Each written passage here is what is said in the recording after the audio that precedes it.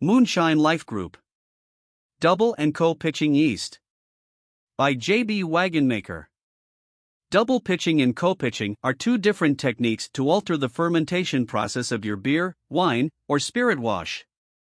Double pitching involves adding more of the same yeast, while co-pitching is where two different yeast are mixed together to get a particular flavor, aroma, or fermentation characteristic. Both are somewhat controversial topics in the brewing industry. So what's the verdict? When can you double or co-pitch? Let's find out. What is double pitching? Double pitching is the process of doubling the amount of yeast a recipe calls for. It's often used to fix a stalled fermentation and to ensure you achieve your final gravity target. The idea of double pitching is a controversial topic amongst brewers and home distillers and brewers. Most feel it's an excellent technique to save a stuck ferment. Others believe it's a waste of resources because it can result in over-pitching. While we agree with both schools of thought, it's worth noting that double pitching does have its place. Double pitching not only fixes your stuck fermentation, but it also ensures you achieve your desired final gravity. And if you're lucky enough, it can add flavor to your final product. When double pitching, you often use the same strain of yeast. And yes, there are some downsides to this. If you exceed the pitch rate, you might end up with an over-pitched yeast. That's when off flavors derived from compounds like diacetyl and fusel oils make an appearance in your final drink. Below's an in-depth explanation of when you might need to double pitch. First, can you pitch yeast twice? Yes, you can pitch yeast twice. When doing so, you need to have proper fermentation control. That means ensuring your ferment is at optimal fermentation temperatures and your equipment is properly sanitized. Pitching twice can lead to some nasty surprises. Instead of speeding up fermentation, it negatively affects the flavor of your alcohol by releasing compounds like diacetyl and fusel oils into your wash. 1. Pitching again during primary fermentation. When you wind up at a low final gravity, you can pitch yeast to your primary fermentation. It helps your wash to ferment dry. 2. Pitching again during secondary fermentation. Sometimes, you might find yourself in a situation where you need to pitch again during secondary fermentation. Below's an example of such an instance. When it's time to rack your ferment and realize it hasn't reached your desired final gravity.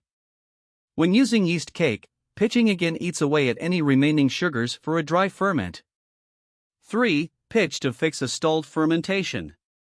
When you take a gravity reading and it lingers somewhere around 1060, it means you're experiencing a stuck fermentation. Several other factors make for stalled fermentation.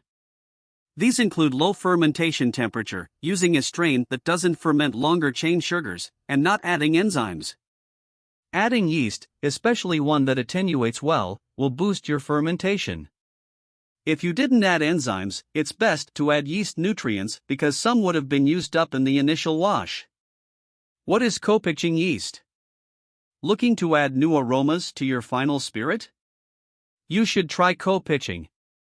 Co-pitching or co-fermenting is the process of adding two different yeast strains to obtain a myriad of flavors. It's a technique employed by commercial brewers and distillers because it allows them to create fun, fresh and unique beverages. When co-fermenting, a strain with low attenuation is typically paired with one that's highly attenuative to help see fermentation through. Most yeasts are suited for specific effects. That's why you'll find cider, whiskey, beer, and rum yeasts. By co-pitching, you're able to combine the flavor compounds of various strains to produce a unique final spirit. It's a common technique amongst craft beers and distillers because it allows them to experiment with different yeast esters to create exciting flavors. When co-pitching, it's best to add a strain that's least attenuative for the desired flavor.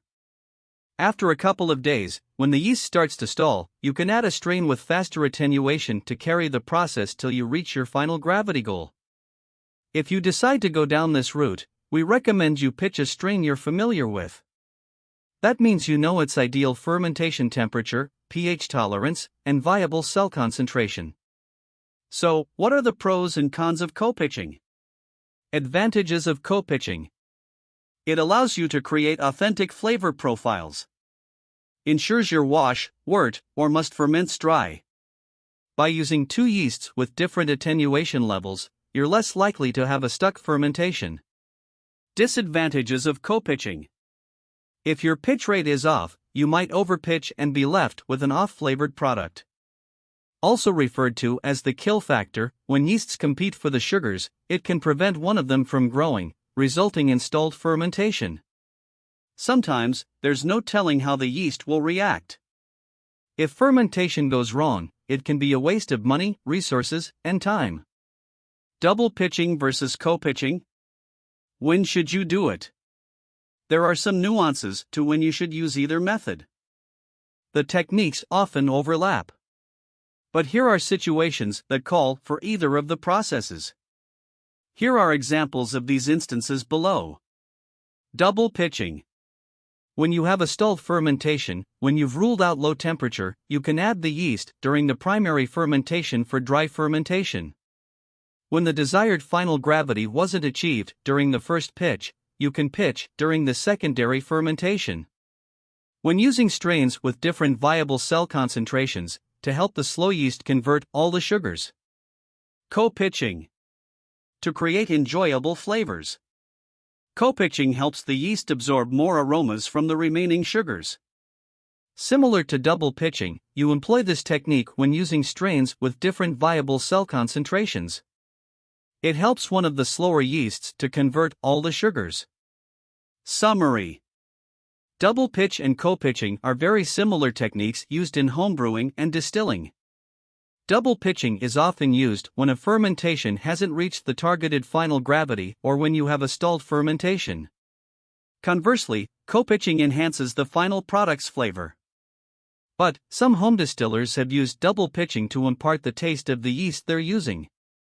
When co-pitching, it's often preferred to use yeast with varying attenuation degrees. The second yeast helps restart the fermentation process when the initial yeast starts to stall. If you decide to employ either technique, you must be familiar with the characteristics of your yeast. Doing so reduces the risk of under or over pitching, which can be costly. Enjoy!